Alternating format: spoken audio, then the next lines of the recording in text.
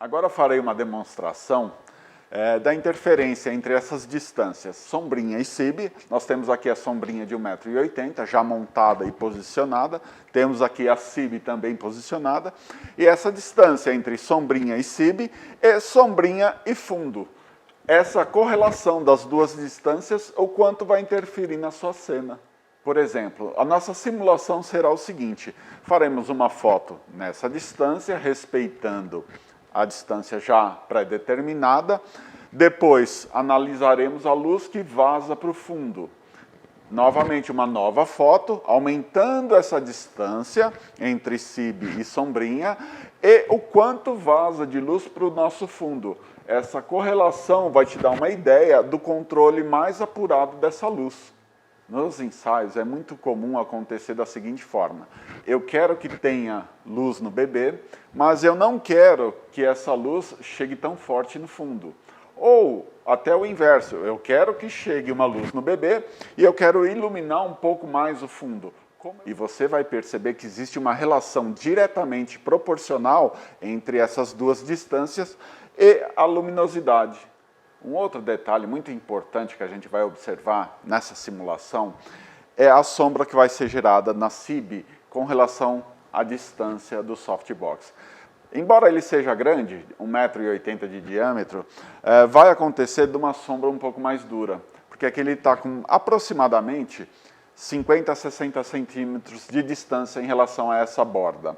Quando eu tomar uma maior distância, tende a gerar uma sombra um pouco mais dura, porque minha fonte de luz se torna proporcionalmente menor. Vamos fazer a foto agora nessa condição.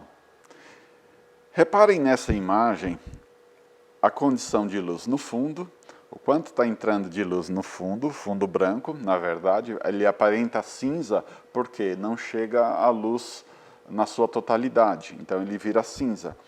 Repare também o quanto chega de luz na lateral e no rosto da SIB. A área principal é o rosto da SIB, mas existe também uma luz em todo o corpo. Repare a quantidade de luz em cada parte. E agora a gente vai fazer uma outra imagem distanciando a sombrinha. E também observar a correlação com a luz do fundo.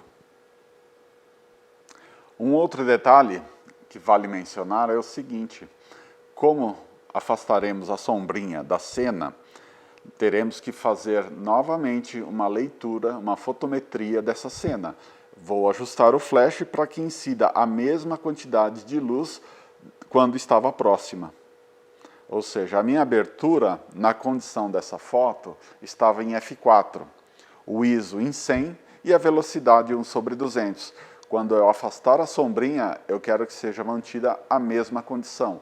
f4, ISO 100 e 1/200 de velocidade. Agora nós afastamos a sombrinha em torno de 1 metro de distância, em diagonal, e já é visível o quanto ganha sombra em todo o contorno da SIB.